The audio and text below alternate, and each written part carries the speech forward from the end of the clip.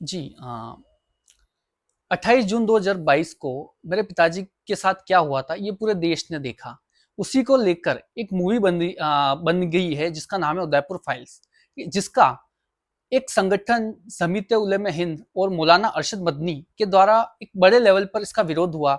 इसको पहले भी उनके द्वारा बैन करवा दिया गया क्योंकि इसकी रिलीज पहले 11 जुलाई को होने वाली थी और उस रिलीज को एक दिन पहले ही बैन करवा दिया गया। और उसके बाद इसने कई संघर्ष किए। इसने high court Delhi, supreme court, उसके बाद सेंटर गवर्नमेंट पर भी इसका डिसीजन छोड़ा गया और सेंटर गवर्नमेंट ने आज यानी कि 6 अगस्त को इस मूवी पर डिसीजन देते हुए कहा है कि ये मूवी किसी भी धर्म समुदाय के खिलाफ नहीं है। ये मूवी पूरी तरीके से आतंकवादियों के खिलाफ है, आतंकवाद के खिलाफ है।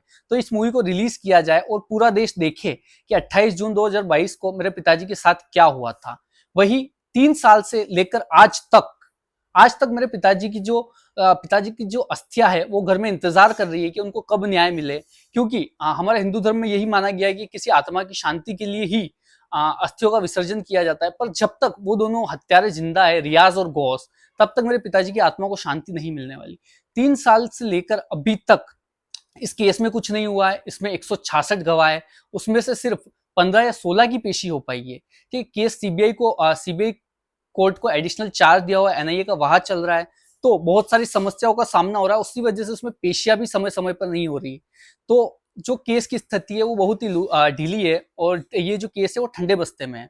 तो मैं देश की सरकार से, मोदी सरकार से ये उम्मीद करता हूँ कि उन्होंने जिस तरीके से आज एक पॉजिटिव रिएक्शन दिया है इस मूवी को, तो मेरी ये उम्मीद है कि जल्द से जल्द वो जो अपराधी है दोनों, उनको भी सरकार फांसी दिलाने में कोई कड़ा कदम उठाए, कोई कड़ा कानून बनाए कि इस तरीके की जो घटना है उन पर रोक लगे और इन हत्यारों को जल्द से जल्द सजा